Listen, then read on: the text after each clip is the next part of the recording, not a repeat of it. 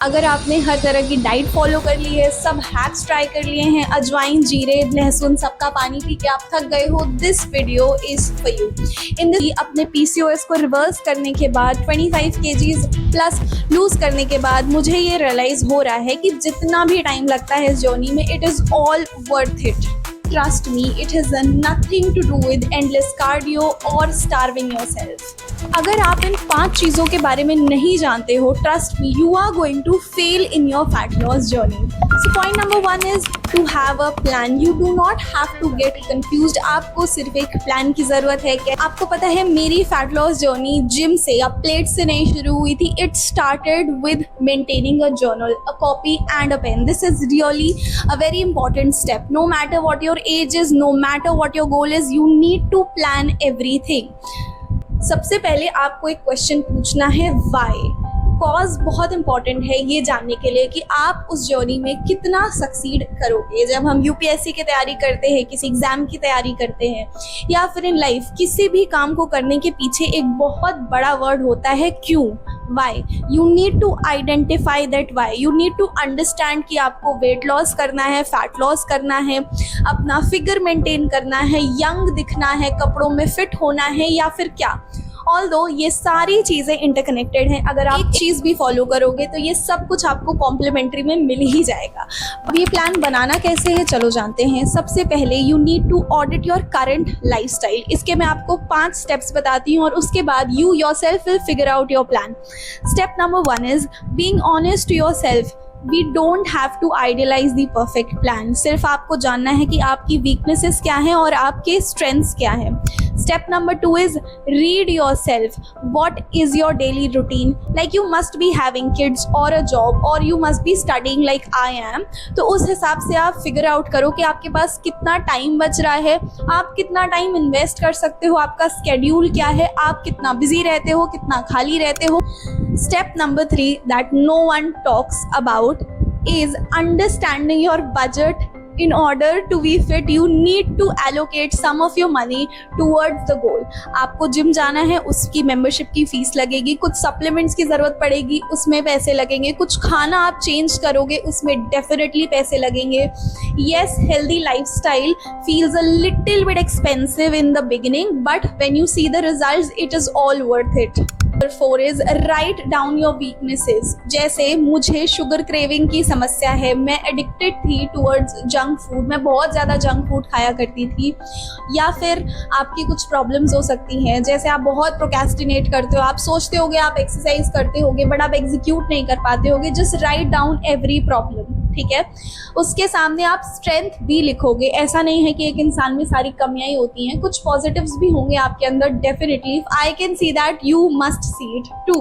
अब देखो, ये सारे स्टेप्स करने के बाद फाइनली स्टेप 5 में you will create an actionable plan for you. Now you know आपके पास कितना टाइम है, नाउ यू नो आप कितना बजट एलोकेट कर सकते हो, नाउ यू नो आपकी स्ट्रेंथ और वीकनेसेस क्या क्या हैं, और आप अपने डेली रूटीन के हिसाब से एक प्लान लिख लोगे खुद से ही। और अगर नहीं लिख पा रहे हो, please comment down, I will make it for you. Now that you have planned everything, you need to align your knowledge with your planning, okay? So with some steps, we'll understand how to gather knowledge. Step number 1 is learning the most basic things about fat loss. Let me tell it in a very short form.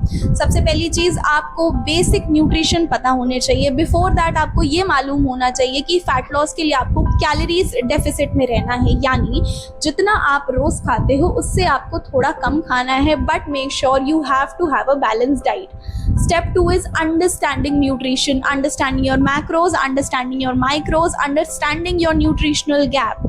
तो ये words जितने complicated लग रहे हैं, ये उतना ही simple है। Macros का मतलब है जो चीज़ें हमारे शरीर को ज़्यादा मात्रा में चाहिए, और माइक्रो का मतलब है विटामिन्स और मिनरल्स जो छोटे मात्रा में चाहिए।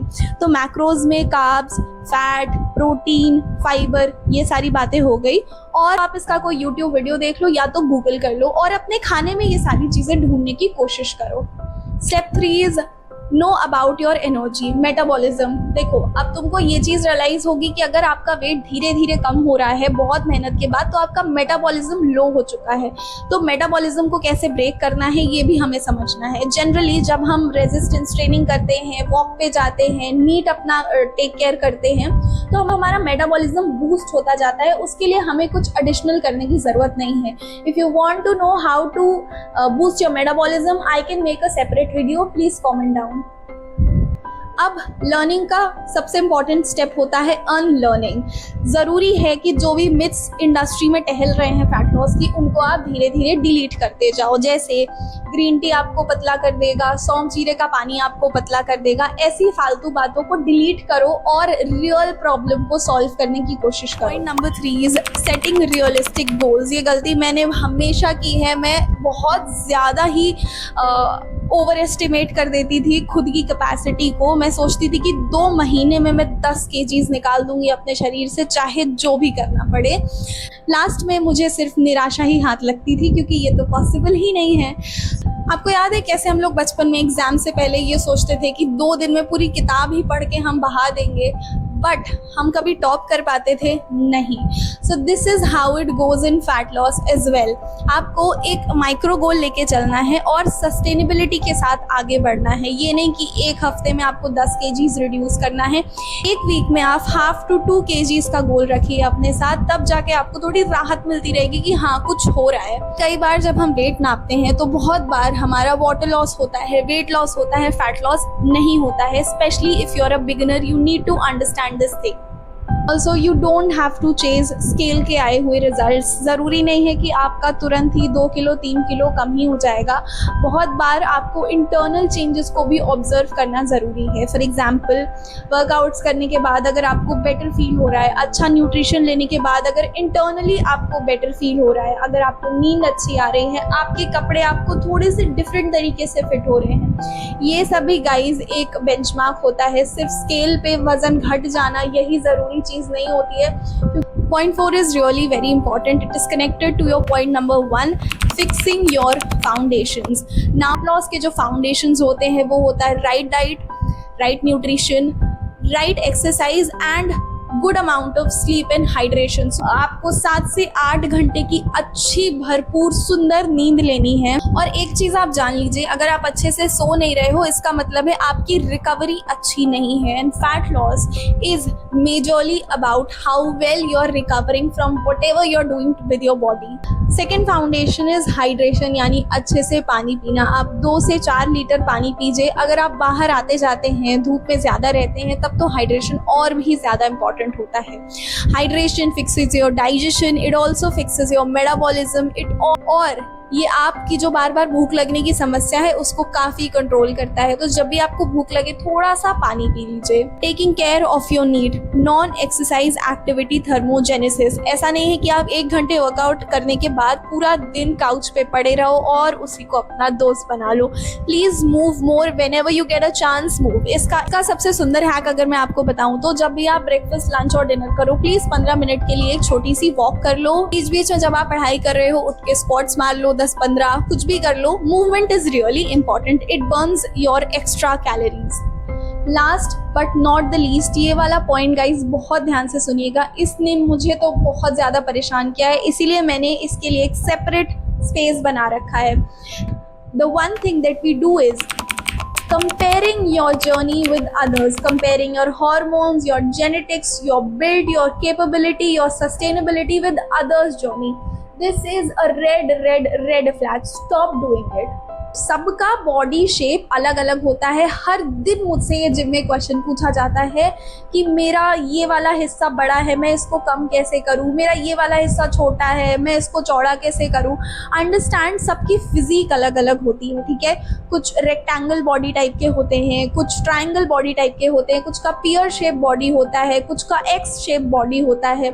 उसी मसल तो उसी में बिल्ट हो रही है, जो भी आप करोगे उसी फ्रेम में रहोगे ना। बहुत ज़्यादा आप उसको प्लस माइनस नहीं कर सकते। हाँ, little changes that you want to make वो भी होंगे, बट उसमें आपको अच्छे से रेजिस्टेंस ट्रेनिंग की हेल्प लेनी होगी। अगर आप सोचो कि आप सिर्फ वॉक करके एक्स शेप फिगर बना लो, ऐसे वाला फ्रेम बना लो, it is not going to happen. Please understand, सबका बिल्ड डिफरेंट होता है, उनके बॉडी की रिक्वायरमेंट अलग होती है और बहुत सारी चीजें जेनेटिक्स पे बेस्ड होती हैं, ठीक है। तो ये नहीं अपने को सोचना है कि वो ऐसा दिखता है तो हम ऐसे क्यों नहीं दिखते। हो सकता है मुझसे बेटर कोई दिख रहा हो, या उसको मेरे में कुछ अच्छा लग रहा हो, या मुझे उसमें कुछ अच्छा लग रहा हो। जो भी हमारे पास है हमें पहले उसे प्रोटेक्ट करना चाहिए, rather to take something from others, ठीक है। And this is additional, not a part of this. I understand बहुत सारे लोग जिम जाने से कतराते हैं। I want to see a world जहाँ पे लगभग सब लोग वेट लिफ्ट्स करते हों। तो this is really important. You need to lift any kind of weight, चाहे आप घर पे करो, बाहर करो, घर पे डंबल्स खरीद लो। सी मैंने भी खरीदे हुए हैं। तो ऐसा नहीं है कि जिम मेंबरशिप ही आपको लेनी पड़ेगी टू डू दिस।